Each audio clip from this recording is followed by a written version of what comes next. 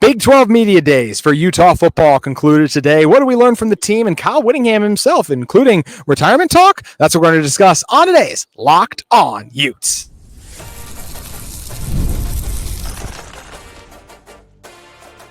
You are Locked On Utes, your daily podcast on the Utah Utes. Part of the Locked On Podcast Network, your team every day.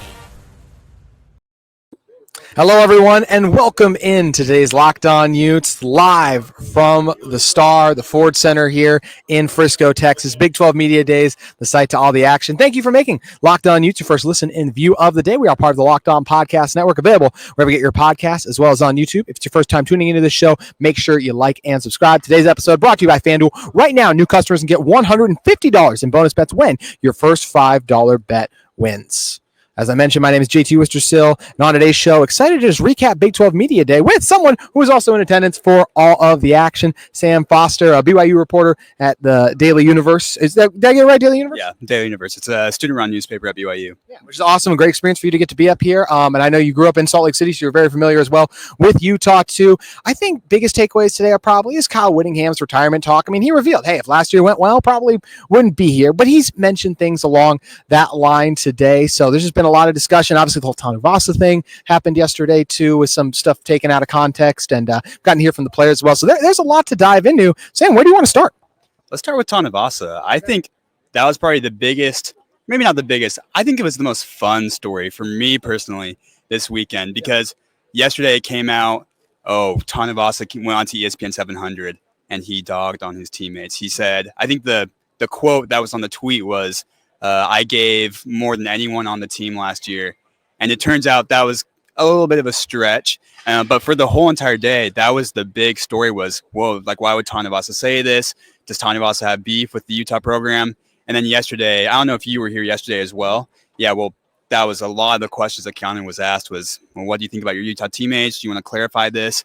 And it actually seems somewhat of a non-story. It seems like he has good relations with them. I asked Barton and Smith Snowden today, are you guys still in relation? Are you still in contact with Keanu? And they said they're still really good buds and everything's fine. And so it ended up not being the most important story, but it was fun when it happened. It was wild. I mean, and just the Tanu Vasa thing has been something. We were a part of it at one point on this show. We got tied into some of it, and it's just been a big storyline. And look, when you have when you have a star player, and maybe he wasn't a star last year, but he was a really good defensive tackle at Utah, and I think this year would have turned into a star. Like, had he stayed at Utah, maybe he's one of the guys who's at Big 12 Media Day here. Like, he's that level of player. So he was a massive loss for Utah. Of course, chose to go to his rival too, and originally said, hey, I'm going to stay at Utah, then enters the portal, then the rival. It obviously stung, and now he's at BYU. But yeah, the whole thing yesterday, and I really didn't like how the quote got taken out of context as well too. Actually, had Tanu Vasa on my show, which you guys will get to hear. So I was able to ask him about the quote. Unfortunately, though, it was one at the time that even I was like, I read the tweet, and that's one of the hard parts too about just media and what we do is it's just like, oh, you see this stuff, so you don't have time and then get the chance to be like, oh, I'll go back and listen to it for myself. Wish I had the chance to do that before asking that, but he gave a great answer on it, just saying like, hey, I gave a lot. And I think one thing I'm reminded too in talking to Tanu Vasa yesterday is it's just like, hey, we don't know everything that he went through, the injuries. He's battled so hard. I have no question that he gave his all while he was at Utah because of how badly Utah fans also wanted to keep him. Like, he was a dang good player. So that was absolutely the biggest story yesterday. And it still sucks that he's gone, but I'm root for the individual as well. So we'll see what he can do as well. Mentioned Kyle Whittingham, talked a little bit of retirement today, but it was more so just like, hey, if last year went well, I would have done it. It still sounds to me, every time Kyle Whittingham opens his mouth about retirement, to me, it sounds like, I just want to go out with a good year. Like, if they have another bad year, he's going to come back. But if they have the year, like, challenge for the Big 12 title, especially if they get there and win it and anything like that, I feel like he will be like, okay, I can step away now. 100%. And that was actually kind of a talking point with Morg Scally specifically throughout the last 2 days. I was kind of surprised that got brought up a lot with the national media. A lot of national media was discussing, asking him, like, is he still your head coach and Whittingham? What does that mean for you guys? And he kind of had to explain. Obviously, we know what that means. It's been that way for the last over a year. But he definitely did not want to go out on 5 and 7 year last year, especially with that loss to BYU being as hard as it was. That's not going to sit well with him. And I mean, we know Kyle Whittingham. He's such a competitor. He's not going to go out that way. So I think this year, He's definitely going to try to compete for that Big 12 championship. Definitely wants to beat Utah before he leaves. That's been, excuse me, sorry. Been on the other side for so long. But he definitely wants to beat BYU before he leaves, Like, that's his whole MO. He's been a great coach against BYU his whole entire career. And so he's going to want to go out on top for that, and then hand the keys off to Mork Scally after. But I was a little bit surprised with how much Mork Scally was brought up during the last 2 days. Yeah, he's been discussed a lot, head coach in waiting, but he is still in waiting. It's not final yet. The quote Kyle Whittingham was on ESPN for on his decision to return. I couldn't step away on that note. It was too frustrating, too disappointing. He added, had he won the championship last year, he said, I might not be sitting in that chair. A lot of mites with Kyle Whittingham when it comes to retirement. Last year, media day, probably won't be here in 27 was what he said. And then this year, had I won it all last year, not sure if I'm here. So curious to see what he is going to end up doing too. Talking to Kyle earlier, talked about he's really high on this offensive line. He thinks this could be the best offensive line he's had while he's at Utah. And I think even though I still have major questions about the interior, just based on how they performed at times last year, I did not think it was all just loaded boxes and things of that nature. I thought it was also just them not being able to finish blocks. I can't, but you have to agree though. When I do look at it, this could be the best offensive line that they've ever had at Utah.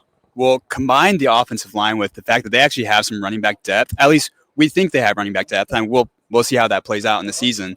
But last year Bernard had such a heavy workload, and it seems like after every single run he came up limping because he gave a lot to the team, and he was hurt a lot of last season. And with the whole quarterback situation, it was just really difficult last year to get the run game going as it should have with how talented an offensive line it was. This year you combine the offensive line, which is unanimously a top 5 O-line in the country. And that's according to every single national outlet. Everybody loves this offensive line. You combine that with running back depth. You combine that with potentially the best running quarterback in the country. I don't want to say outright the best because I don't know. Maybe there's another quarterback at Jacksonville State who's putting up 3,000 yards or something like that. But you combine that with just the depth of running game that they have. I think that is going to make this running game be so awesome. And then also I'm just so excited to see Spencer Fano and Caleb Lomu be drafted next year. It's going to be awesome to see Utah back in that first round.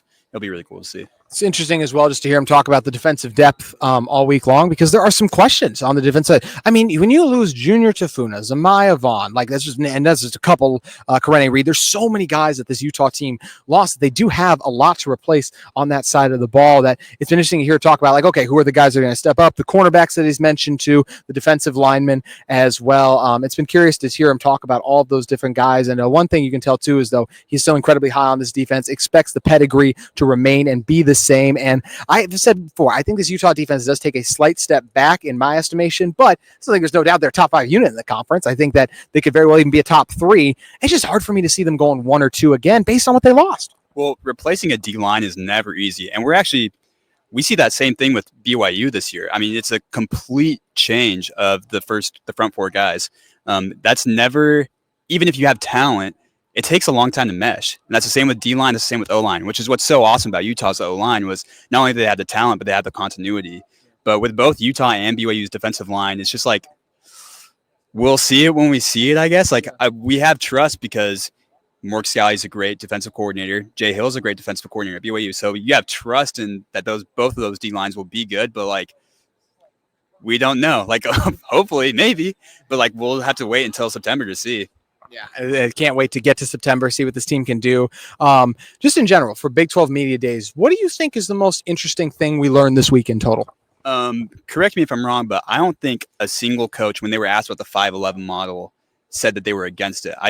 Was that true? Absolutely true. Yes. Okay, that's what I thought. 16 for 16. Every single one doubled down on it. And that was one of the first things that Brett Yormark said in his introductory press conference was, we're doubling down on this. We're standing by this. This is the best thing.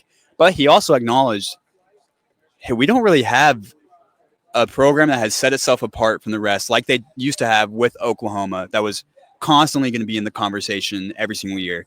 So he did acknowledge Big 12 doesn't really have that yet, but every single person that was interviewed the whole entire last 2 days said that 5-11 model was the best. And I think the quote he said was although it may not be good for us right now, I think he said long term, this is by far the best option for the conference. I agree. It was interesting to hear as well. Everyone, universal support. Do feel like it's just the best model. I mean, the best option too. I thought maybe one coach would have been like, oh, maybe something else. Like I would like to see 2 guaranteed spots, but no one. So that's a legit thing. You do get 2 guaranteed spots. You mentioned you covered BYU as well. How do you feel like Coach Sataki, the team, managed the whole Jake Retzloff situation this week? It was kind of a stinker. Like it's just we were hoping to get like, oh, maybe we would understand who the front runner for the new quarterback is. Got nothing on that. They played it very close to their chest. I thought they handled, specifically with Jake Retzloff in that aspect, I thought they handled that pretty well. Kalani said he didn't want to make a statement about him. He felt it wasn't in his best interest, and he thought that Jake Retzloff had earned the right to say a statement before Kalani does. So I thought he played it pretty well. I would have liked to know, was McKay Holstead kind of the front runner, or is Bear Bachmeyer the Bachmeyer? But we're just going to have to wait until training camp, which is kind of a bummer, but I didn't really expect any less. So I'm always so reminded by how well trained all the coaches and players are in the media. Like anytime you try to ask them about something like it's anything slightly controversial, can't answer. Like that's what you're just going to get, for a fact. Well, Kyle Whittingham was asked a question about the honor code, and just Kyle Whittingham in great Kyle Whittingham fashion said, I just don't really want to talk about that right now. Yeah, good for you, man. Like I probably wouldn't either. So yeah, it's something you just got to stay away from at the moment too. Sam, this is a blast, man. Thank you so much for coming on, and please let everyone know where they can find you at. Yeah, so you can read my stuff at Daily Universe Sports. You can also find me on Twitter at Sam Foster, but the T in Foster is a 1. So it kind of reads like Sam Fostler, but it's a T. It's not an L. It's a 1. But yeah. Well, we've just scratched the surface of our conversations, recapping the day so far. That is going to do it for Sam. So once again, appreciate you stopping by, Sam. We're going to actually have another guest joining me on the other side in one moment. But first, want to take an opportunity to tell you guys about FanDuel. Today's episode of Locked On Utes is brought to you by our friends at FanDuel Sportsbook. Yes, we don't have football season quite yet, but summer sports are in full swing. And whether you're all about baseball under the lights, golf on the green, or high-stakes soccer action, FanDuel is the best way to make every game even more exciting. You're already following the action. Why not make it a little more thrilling? With FanDuel, you can get in on the game while your friends are getting sunburned at the beach. I love FanDuel because they provide new daily promotions and just make it fun to bet. Also, the same-game parlays are always fun to look at, whether it's watching a bet right into the 9th inning. FanDuel makes it feel like I'm part of the action. New to FanDuel, new customers can bet just $5 and get $150 in bonus bets if your first bet wins. Open the FanDuel app today or visit FanDuel.com to get started. All right, we're going to keep the conversation going about Utah at Big 12 Media Day. First-time guest joining us here as well, Ronald Weaver. Appreciate you coming on, my man. Ronald, when talking about Big 12 Media Day so far, especially from a player perspective, what do you feel like was the most interesting thing we learned from a Utah player this week? Yeah, I think the big thing is Utah is ready to correct what happened last year. I think it was just unfortunate with Cam Rising and what happened out of bounds. That's not how you want things to go, especially for Utah fans or any college football fan or their quarterback in general. Utah's defense still intact. I think, yes, it might take maybe a slight dip, but Scally, those guys are still going to be in shape, and I think that's been the biggest question mark is what do they do? You lost so much to the transfer portal, and you got guys like, Barton that are ready to make a statement, Snowden, who's a more improved cornerback. I'm really excited to see what the Utah defense looks like. Based on how last season ended, and yes, we've gotten to talk to the guys during the spring practices, and they've made new additions in the spring portal too, of course, but I just love the energy. It just feels like they've obviously turned that page from last season, and there is just so much excitement. Talked to Devon Dampier very briefly, but just the energy he's brought to the offense, right?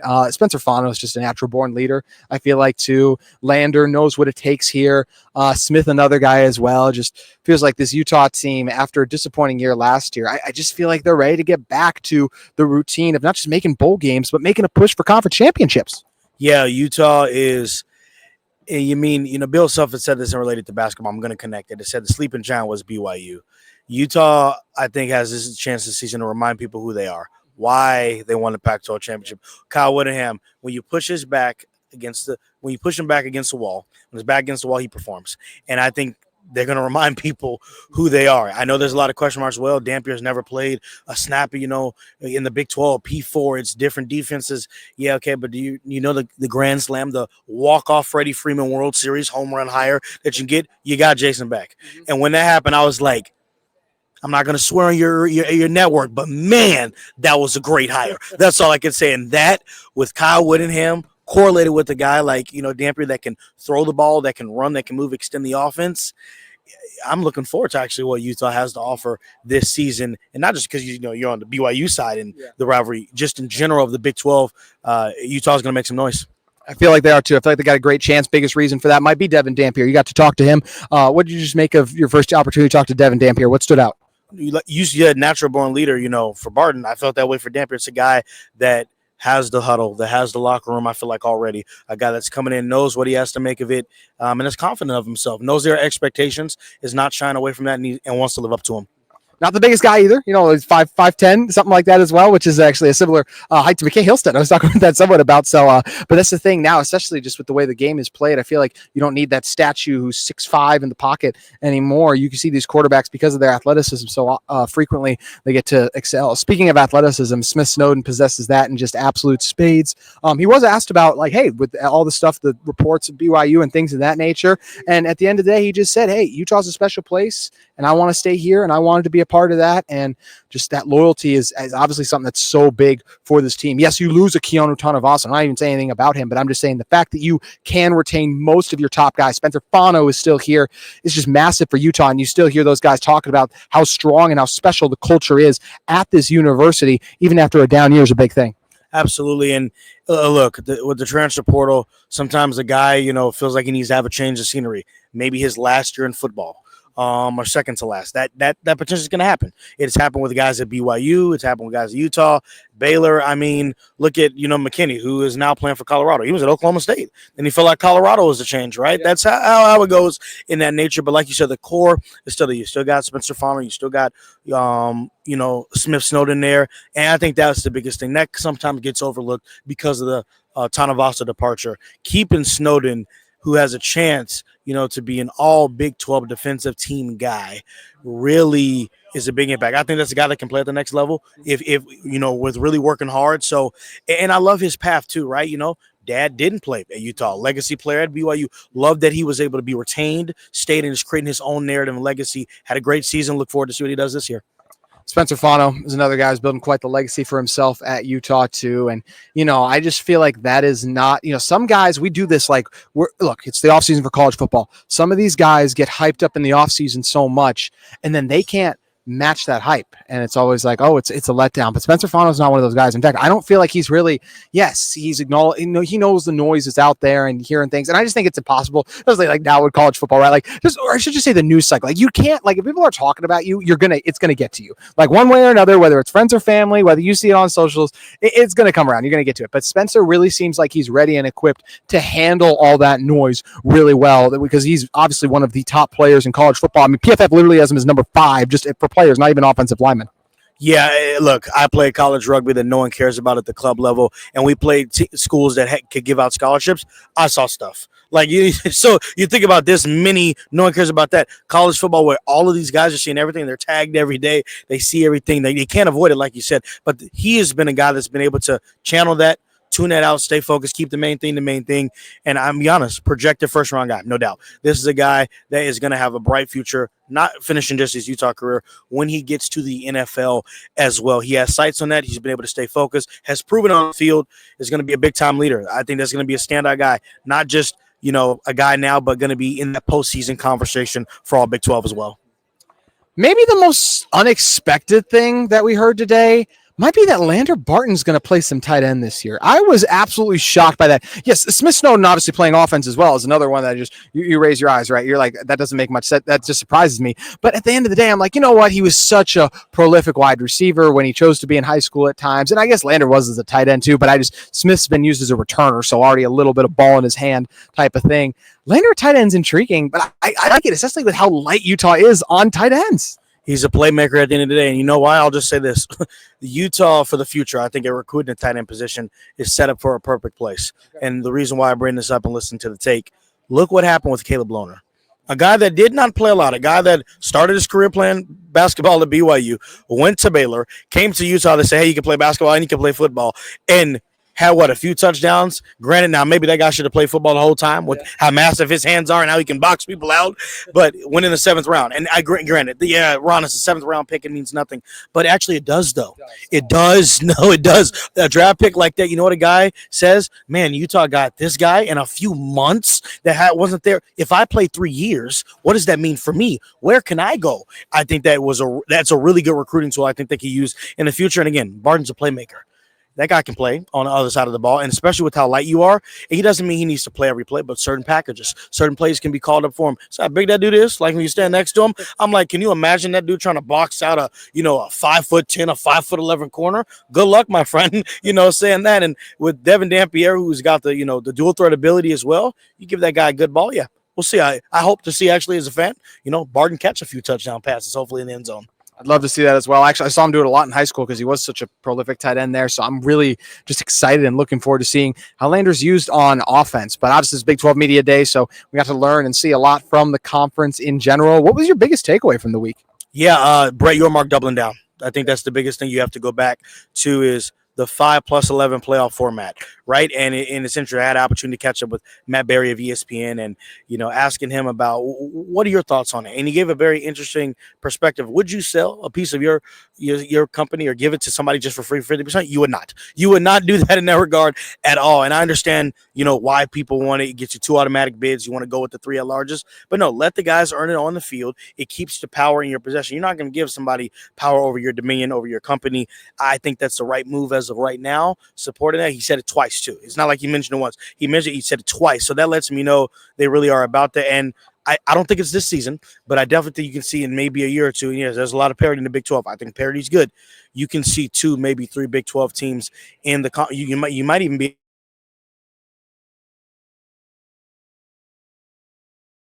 year where there's a 4-way tie for first place. There's so many teams in this conference I like that. I think that'll be the problem is I think a lot of them are going to beat each other up, and hopefully they get the recognition and representation they deserve from the committee, but that's always something that's up in the air. We never know how that's going to go down. SMU, they did the right thing putting SMU in. They got a lot of backlash. It was the right decision. I mean, especially clearly based on how like a Tennessee looked as well too. I know Tennessee was ahead of them, but just like that's how Tennessee looked. How's Alabama going to look if we throw them in? So they made the right move, but it's tough. You mentioned how deep the Big 12 is. Yormark said he thinks it's the deepest conference in college football. Do you agree with that? Oh, that's a tough comment, to make one of the deepest. If you want to go deepest on week in, week out, you're going to get the best football, 1-score game, competitive at its highest level, then yes, absolutely, no doubt. The Big 12 is that way.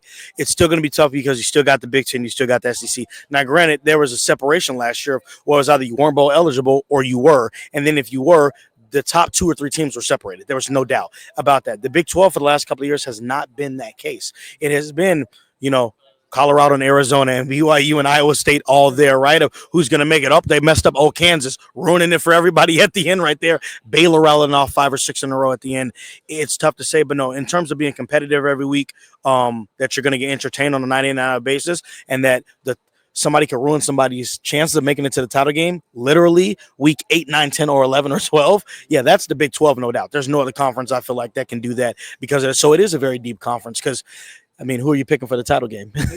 That's the argument for the Big 12. I think it's a great point because as soon as he said that, I disagree. Like, I just think the SEC is deeper, and I don't love it's so annoying whenever we do give the SEC some credit because then it feels like they just want to take it a mile. Just like, oh, you think we're the deepest, so we deserve our 4 auto bids, which auto bids like that. You just want to talk about something that just drives me. Like I said before, I think that'd be the worst thing for the sport. Auto bids, in my opinion. If we're gonna give 4 auto bids, are you kidding me? Like Alabama just gets in just because they're SEC and they can lose to Vandy and Oklahoma. Like I think it's terrible. Yeah, I'm with you. JT, don't give a team 4 auto bids. That's the worst possible thing you can do if you're the Big 12. I get it. I know you're fighting it. I know that's going to look bad, but Bray Yormark's going to have the backing of the ACC. He's going to have them coming along with him. I feel like they're going to be there saying the same thing. Yes, the Big Ten SEC might go do their own thing. Maybe that's what it takes. I don't know. I don't have all the answers. I'm not a smart enough guy to tell you that, but what I can tell you is that you shouldn't do that. You shouldn't give that team to have those automatic bids. It's going to be worse for you. And then it makes it worse for the entire conference as a whole to be on a national level. Like right now, the Big 12 is at an all-time high, in my opinion, of national level because of all of the teams. You're talking about which this conference is wide open. They took away the media poll because people like us couldn't get it wrong. Like, I didn't pick Arizona State dead last, but I picked them to finish middle of the pack, and boy, was I wrong. And then there are other people, and I could say this, like Brett Murphy, that picked them at the end, that was joking. Yeah, that's why. No, like, none of us got it right. None of us, and that's why Kenny Dillingham did something very, very special. And I think that you go with the 5-11, you have more opportunities to get teams in. Again, like you said, not the deepest conference when you look at the SEC, but in terms of competitive nature, week in and week out, of, man, what's going to get you riled up and what's going to be maybe a little bit more sexy at the end of it, that will be the case compared to the SEC and the Big Ten.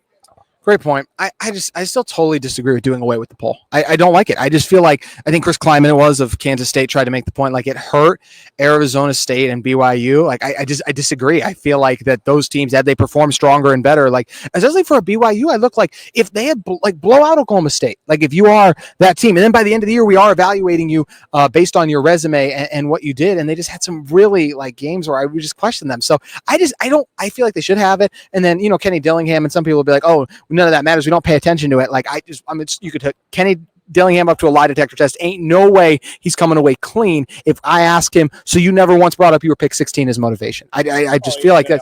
Yeah, I feel like they should have kept the poll.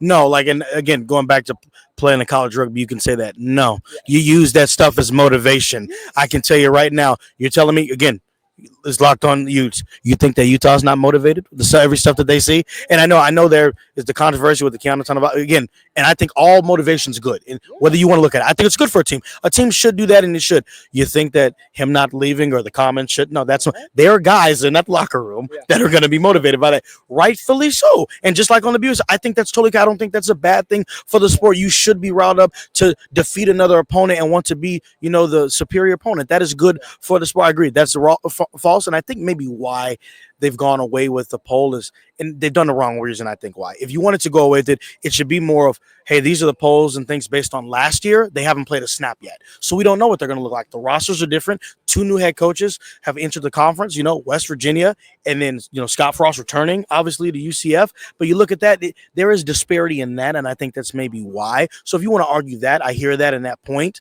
and that's maybe, I think, the reason that we need to be put in forefront of going over. Oh, not that they got it wrong, because guess what? We're not going to get everything. The things I've said today might be wrong. That's a part of it. You can't guess until they play, but I do think there does need to be some disparity of, hey, we're giving these polls based on last season, what happened. Like right now, BYU probably would be, if we were to do a poll based on last year's projection, as coach would do, not what they have now, they probably top 3. They're not going to be a top 3 team this year because of losing a quarterback. But that's what we do, though. And you have to be logical in that take and understand that.